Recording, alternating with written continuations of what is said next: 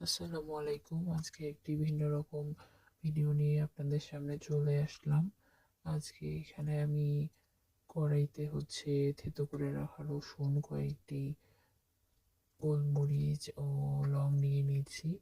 তো এটা হচ্ছে সরিষার তেল আজকে রসুন দিয়ে ভেজে নেব।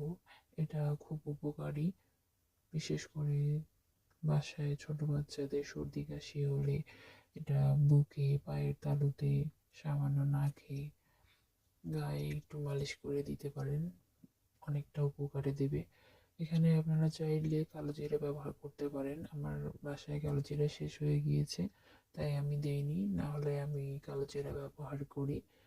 তো এই তো তেলে আমি এগুলো কিছুক্ষণ ভেজে নেব, বাদামি রং আসা পর্যন্ত। তো আমি বাদামি রং আসা পর্যন্ত এটা ভেজে নিচ্ছি এবং অপেক্ষা করছি। তো এতে দেখেন, এই তো কালারটা চেঞ্জ হয়ে গিয়েছে। আপনারা এইটা এখন উঠিয়ে নিতে পারবেন, চাইলে উঠিয়ে নিতে পারেন, এবং উঠিয়ে নেওয়ার সময় যে এগুলো রসুন মশলা আছে এগুলো বাদ দিয়ে যে কোনো পাত্রে সংরক্ষণ করতে পারেন, যেটাতে আপনাদের সুবিধা হয় আর কি। তো এটা আমি ঠান্ডা করে একটা পাত্রে ঢেলে নেব, এরকম প্লাস্টিকের কৌটো বা প্যারাশুটের ছোট বোতল।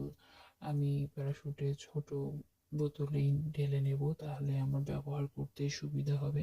তো চেষ্টা করবেন এটা যতটুকু প্রয়োজন, মানে তৎক্ষণাৎ ব্যবহার করার, মানে বানিয়ে ব্যবহার করার, তাহলে এটা বেশি উপকারে দেয়। তো এটা আমি ঢেলে নিয়েছি, আমি ছেঁকে নিইনি, এই জন্য তেলটা এরকম দেখাচ্ছে আর কি।